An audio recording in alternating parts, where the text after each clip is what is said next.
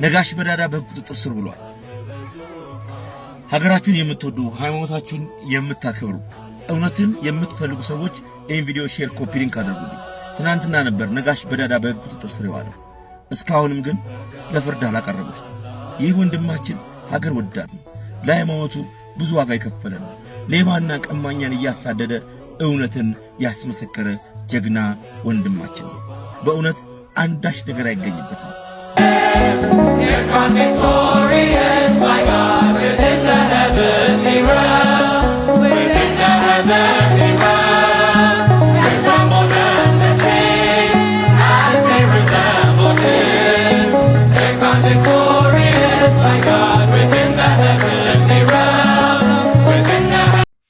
ሰላም ሰላም የኔ ተወዳጆች እንደምን አላችሁ? እግዚአብሔር ይመስገን። እንግዲህ ምንና ጅራት ከወደ ኋላ ነው ይባላል። ትላንትና በሰራሁት ቪዲዮ ላይ አሳይቻለሁ። ዛሬ ግን አንድ ነገር ማለት እፈልጋለሁ። የዚች እህታችን ቤተሰብ የሆናችሁ እንድትጠብቋት፣ በጸበል ቦታም ሄዶ ሊያጠፋ ስለሚችል ማለት ነው። ምክንያቱም የሱን ዛቻ ሁላችንም ሰምተናል። እስኪ እናንተ በጸበል ታድኗት ከሆነ ወይም ትፈቷት ከሆነ እስኪ እናያለን ይላል። እንደዚሁም ደግሞ አረተው ይሄ ነገር ጥሩ አይደለም፣ የቤተ ክርስቲያንን ስምም እያስጠለሸህ ነው ያለው የሚለውን ሰውም ደግሞ አሳብደሃለሁ፣ ልክ እንደሱ አሳብደሃለሁ የሚል ንግግር እየተናገረ እየዛተም ነው ያለው ማለት ነውና ልጅቷ ጥበቃ ያስፈልጋታል። ሌላው ነገር ለሌሎቻችሁ ግልጽ እንዲሆንላችሁ እሱ አይደለም ምናምን ነገር አትበሉ። እሱ በዚህ በኩል ምን ይላል? አላገባሁም እኔ ሲንግል ነኝ ይላል። በዚህ በኩል ደግሞ ከጴንጤ ጋር ኑር ነው እንደ የምትሉኝ ይላል። አያችሁ፣ ልጅቷ ጴንጤ ከሆነች መጀመሪያ ለምን በተክሊል አገባት? አንድ ልጅቷ ጴንጤ ብትሆን በዚህ ሰዓት ራሷን ስታ ነው ያለችው፣ ታማለች። የአእምሮ በሽተኛ አድርጓታል በመተቱ። ጸበል ቦታ ምን ሰራለች ታዲያ ፕሮቴስታንት ብትሆን? አያችሁ፣ እንደዚህ እያደረገ ማምታታት ነው የጀመረው ማለት ነው። እና ይሄ መጋቢ ሐዲስ የሚለውንም ከየት እንዳመጣው ገና እንጠይቃለን። ይሄኛውን እንፍታ ብለን እንጂ ማለት ነው። እንደዚህም ዝም አንልም፣ አንላቀቅም። ሲጀመር የቤተ ክርስቲያንን ስርዓት ለማጠልሸት ስጋ ወደሙን ለማራከስ እየሄደበት ያለውን ነገር እግዚአብሔር በሚያውቀው አንፋታው። በዚህኛው እንቀጥላለን። በዚህኛው በኩል በቤተክርስቲያን በኩል መጠየቅ ያለበትን ነገር እንጠይቃለን። በህግ በኩል መጠየቅ ያለበትንም ደግሞ በህግም እንሄዳለን። ብዙ በህግም የሚያስጠይቁት ነገሮች ስላሉ ማለት ነው። ስለዚህ ለአሁኑ እህታችን ግን ጥበቃ ያስፈልጋታል። ምክንያቱም እዛ ቦታው ላይ ሄዱ። አንዳንድ ገዳማቶች ላይ በቃ እሱ አዛዥ ቆራጭ ሆኗልና እዛም ቦታ ሄዶ ሊያጠፋት ስለሚችል በጣም ጥንቃቄ ያስፈልጋል። የልጅቷ ወገኖች የሆናችሁ ይሄን ለማለት ነው። ሌላውን ግን ሁላችሁም ኦርቶዶክሳውያን ግዴታ አለባችሁ። እንደዚህ አይነት ቆሻሻ ነገርን ከቤተ ክርስቲያናችን ዞር ማድረግ ይኖርብናል ማለት ነው። እና በዚህ አጋጣሚ ሌላ አንድ ማስተላለፈው መልእክት በሃይማኖት ምክንያት በተለይ ሴቶች በደንብ ልብ አድርጋችሁ አዳምጡ። ከሃይማኖት ከማይመስላችሁ ሰው ጋር አላስፈላጊ የፍቅር ግንኙነት በመጀመር ከሃይማኖታችሁ የምትወጡት ክርስቶስን ኢየሱስን በመስቀል ላይ ከገደሉት ከአይሁድ የሚተናነስ ስራ አይደለም እየሰራችሁ ያላችሁት።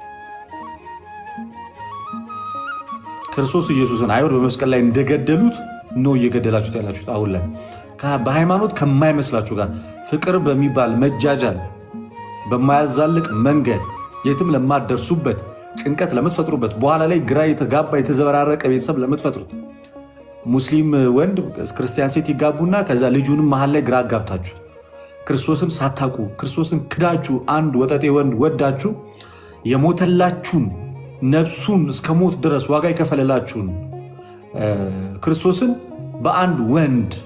በአንድ ወንበዴ ወንድ መቀየር ልክ ጎኑን እንደወጋው ሰው ማለት ነው። ይገደል ብለው እንደፈረዱበት አይሁድ ከነሱ ያልተናነሰ ድርጊት እያደረጋችሁ ኖር ማወቅ አለባችሁ። ብዙ ጊዜ በዚህ ነገር የምትዳፈሩ ሴቶች ናቸው። ክርስቲያኑ ወንድ ጠፍቶ ነው የምትመርጡትን ወንድ አትለዩ። ከማን ጋር እንደምትጋደሙ አትለዩ። ከማን ጋር እንደምታወሩ አትለዩ። ወንድ ብርቃችሁ።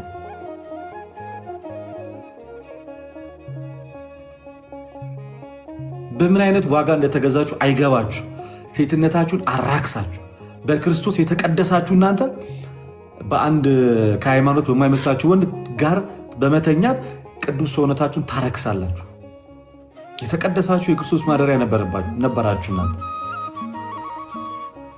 በደሙ የተዋጃችሁ የክርስቶስን ቅዱስ ሥጋና ክቡር ደም የበላችሁ እናንተ በሃይማኖት ከማይመስላችሁ ክርስቶስን ፍጡር ከሚል ጋር ትጋደማላችሁ። ከዛ ተጋድማችሁ በምታመጡት መዘዝ የልጃችሁንም እድል የራሳችሁንም እድል ወደ እሳት ትጨምራላችሁ። በጣም የምታስጠቁት ደግሞ ሴቶች ናቸው። የሚያወራችሁን ወንድ ምረጡ። ከክርስቶስ ፍቅር ቆይ ማን ይለያችኋል? ወንድ አንድ ተራው እንዲለያችሁ ከክርስቶስ ፍቅር ማን ይለየናል አለ እኮ ጳውሎስ። ከክርስቶስ ፍቅር ማን ይለይ? ሞት ነው? ረሃብ ነው? ጥም ነው? ስደት ነው?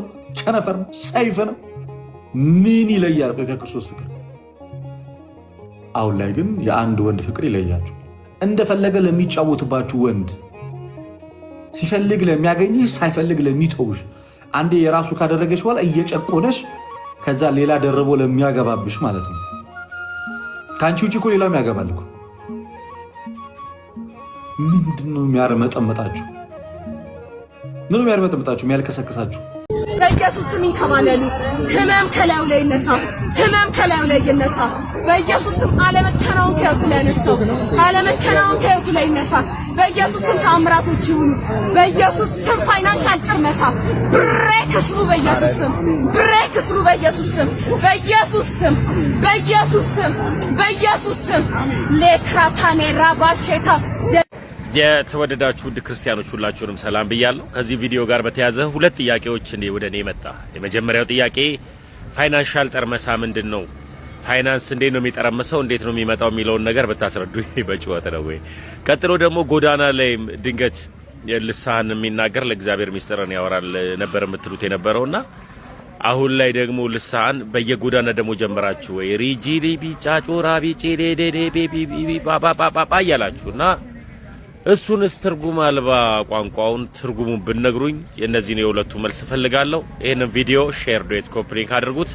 አካውንቴ እንደተመታ ነው። ሁላችሁም ገብታችሁ ኮፒ ሊንክ አድርጉት። አመሰግናለሁ። ተማን በስብከትና በዝማሬ በቅዳሴ ነበርን የሚሉ ሰዎች ለካ ጨዋታቸው እንደከበሮ ነው። በጣም አዝናለሁ። ዛፍ እንኳን እዚህ ቤተ መቅደስ ውስጥ ከመኖሩ የተነሳ ይቀደሳል፣ እንስመዋለን አይደለ? ውሃ እንኳን ቤተ መቅደስ ሲገባ ይለወጣል፣ ጠበል ሆኖ እንጠጣዋለን፣ እንፈወስበታለን። የአንዳንድ ሰዎች ኑሮ በጣም ያሳዝነኛል። ቤተ ክርስቲያን ውስጥ ተነሳች የሚል መጽሐፍ ቅዱስ ላይ እኮ የለም። እነዚህ ኦርቶዶክሶች ደግሞ ከየት ነው የሚያመጡት? እስኪ አንድ የመጽሐፍ ቅዱስ ይሉናል። ድንግል ማርያም ተወለደችም የሚል የለም፣ ሞተችም የሚል የለም፣ ተነሳችም የሚል የለም። ማርቲን ሉተር ምን አለ መሰላችሁ? ድንግል ማርያም በሰማይ ናት አለ። ይህ እንዴት ሆነ? እኔ አላውቅም አለ። እኛ እናውቃለን። እንዲያውም እኛ እኮ አዝነንላቸው እንጂ እንዲያውም አልሞተችም ብንል ሁሉ እንችላለን።